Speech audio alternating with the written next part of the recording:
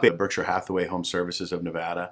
One of my favorite companies to work with for sure. And I've still been talking about mortgage the whole time we were on break. It's just you guys didn't get to hear it. No, I want to throw it over to Michele because I really want to hear what's going on in her world as far as real estate and her listings and all sorts of good stuff. So Michele, take it away.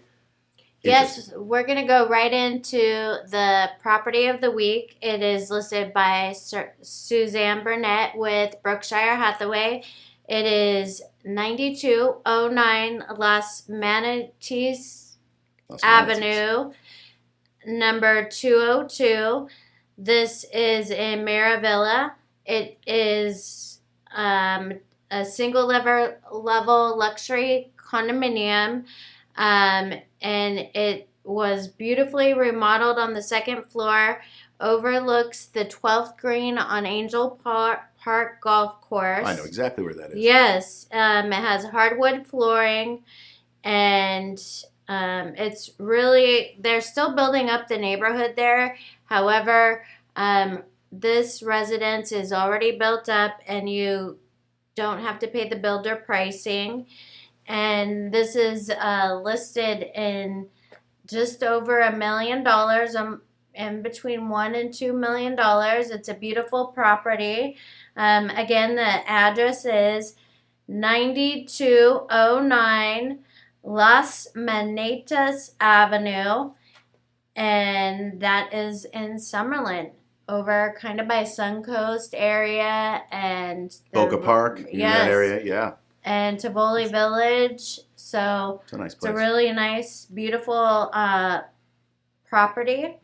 And you know, when Larry was speaking about renters, and I'm on a lot of groups on Facebook and Nextdoor, and one of the frustrations that I see a lot is for renters that are trying to find a place to rent, where somebody isn't taking multiple applications. That's like going into a house and there's multiple offers on it. You have to do outrageous things to get a property. You have to have an amazing credit score. When the money that you're going to put in to this rental, say your rent is $2,000, your security deposit is $2,000, you have a $500 cleaning fee. We're at $4,500, and if you have pets, add another $300 per pet. That's $4,800 that you're paying to go help somebody else pay their mortgage. You know, I mean, sure, I've rented and I've owned several homes. However, it's tough out there for renters right now, just because of the multiple applications and having to wait. And you know, as agents helping renters, it's like we have to beg, please crumble cookies, whatever. No. Right. And every time, we were just talking about this on break, but every time somebody goes into, let's say you put your application in on this property, on this property, on this, you know, apartment complex, you got to pay an application fee every time you do that. That gets kind of expensive too, doesn't it? Yeah, it does. And there's no application fee for a mortgage, by the way. Yeah, there isn't. We were just talking about that. And I have some slides that our wonderful producer is going to put up on the screen, and it talks about why rent when you can buy. Here's top 5 reasons to buy instead of rent. And Larry mentioned this. It's build equity. What does that mean? That means that you go buy, if it's your first home and you only are approved for a certain amount, even if it's a condominium, you go rent, you know, live in that, buy that, and live in it for a couple years, take your equity out, or rent that property out and go buy a bigger property after you've earned more income or the interest rates have gone down. And then you can build generational wealth through real estate.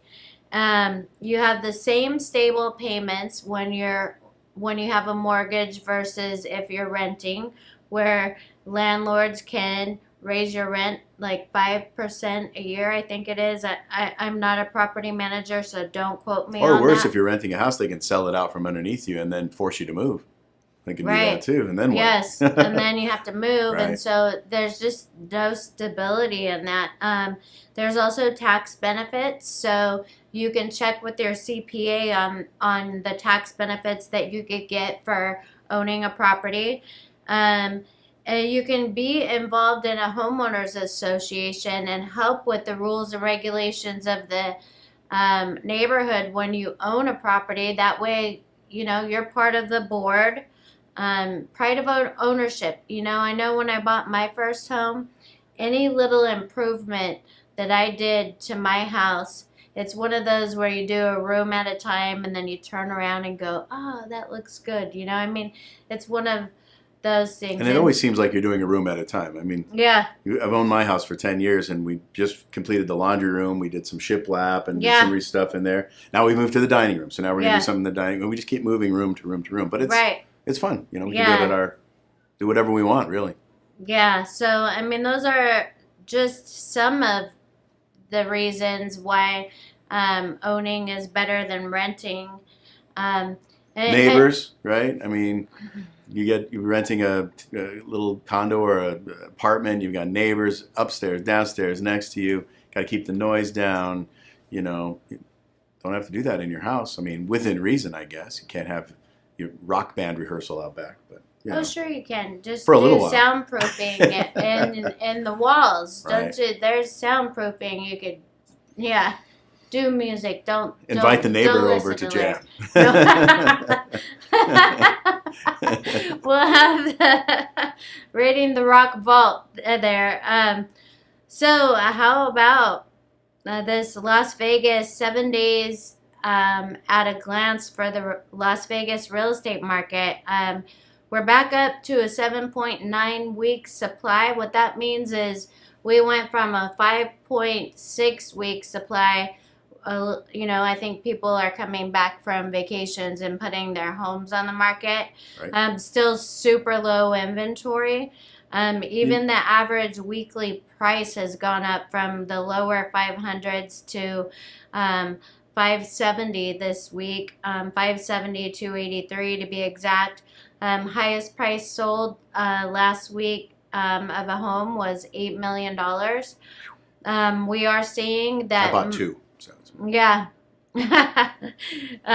We are seeing that sellers right now are getting 100% of their asking price, which is amazing. Average days on market, if you're out there and you're thinking of selling, is about 38, and that's the market as a whole. So that includes houses that were overpriced originally that came down to market value.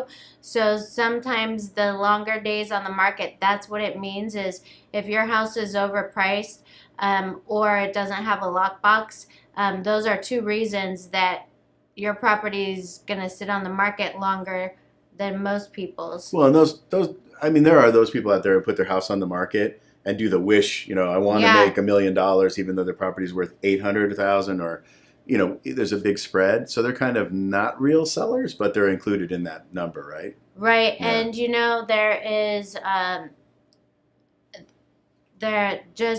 there's some people that will start out when we go, well, I need to net $100,000 on my house, so we got to price it to where I can net that. The market isn't dictated by what you need to put in your pocket, and I mean, there's no really short way of.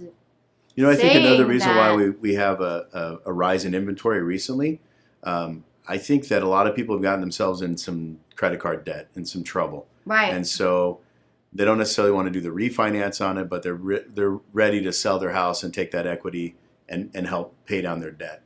Yeah. There's other ways to do it, by the way, when we're back into the loan segment, but there's other ways to do that. Yeah, and like I myself, I'm getting ready to put a few homes on the market.